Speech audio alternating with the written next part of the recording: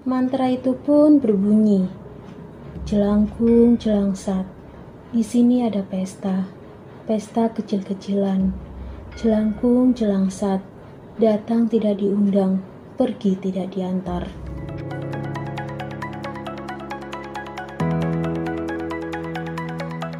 Kembali lagi di channel Bercerita. Kali ini kita akan bercerita tentang asal mula permainan jelangkung. Tonton sampai habis ya. Kamu pasti pernah mendengar istilah jelangkung, ritual pemanggil arwah menggunakan boneka kayu, yang bahkan pernah diangkat menjadi film layar lebar dengan beberapa versi yang menyeramkan. Asal mula jelangkung. Jelangkung diduga berhubungan dengan sebuah kepercayaan tradisional Tionghoa yang telah punah. Ritual ini adalah tentang adanya kekuatan dewa, poyang dan moyang, mirip istilah nenek moyang, yaitu Cai Lan Kung, dewa kerajaan, dan Cai Lan Se yang dipercaya sebagai dewa pelindung anak-anak. Permainan Cai Lan Kung juga bersifat ritual dan dimainkan oleh anak-anak remaja saat festival rembulan.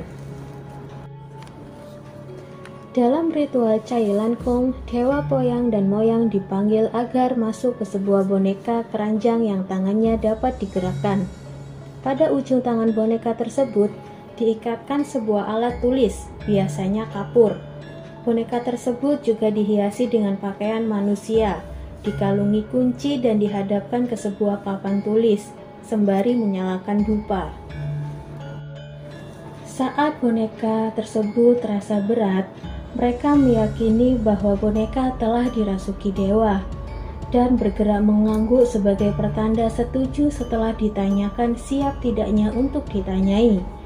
Jawaban-jawaban dari pertanyaan yang diajukan akan dituliskan oleh dewa yang merasuki boneka tersebut pada papan tulis yang disediakan. Ritual Cai Lan Kung sendiri telah punah di Tiongkok. Namun diduga ritual dan namanya kemudian diserap ke dalam bahasa Indonesia menjadi Cai Langkung dan masih hidup karena hubungan negeri Tiongkok dan Nusantara yang telah berlangsung ribuan tahun. Berbeda dengan Cai Lan Kung, media yang digunakan untuk menampung dewa yang dipanggil dalam Cai Langkung adalah gayung penciduk air yang diiringi dengan nyala kemenyan dan perapian. Zaman dahulu, gayung terbuat dari tempurung kelapa yang digagangi kayu, sehingga dalam perkembangannya permainan Cai Langkung di Nusantara lebih dikenal dengan ritual pemanggil dewa lewat boneka berkepala tempurung kelapa yang didandangi pakaian. Tetap sebagai permainan anak, boneka ini akan dipegang oleh dua anak yang masih kecil dan dipandu oleh seorang pawang yang memanggil dewa dengan sebuah mantra. Jawaban dari semua pertanyaan akan ditulis pada sehelai kertas, batu tulis, atau kapur. Ritual ini dalam perkembangannya di Indonesia mulai digunakan untuk hal-hal selain permainan belaka, seperti untuk mencari informasi tentang diagnosa penyakit dan pengobatannya oleh praktisi kesehatan non-konvensional. Cara memainkan jelangkung sebenarnya tidak mudah dan pada umumnya dilakukan oleh 3 orang, yaitu 2 orang yang memegang boneka jelangkung dan pawang yang membaca mantra. Permainan ini kebanyakan dilakukan di tempat yang diyakini angker dan biasanya di waktu senja.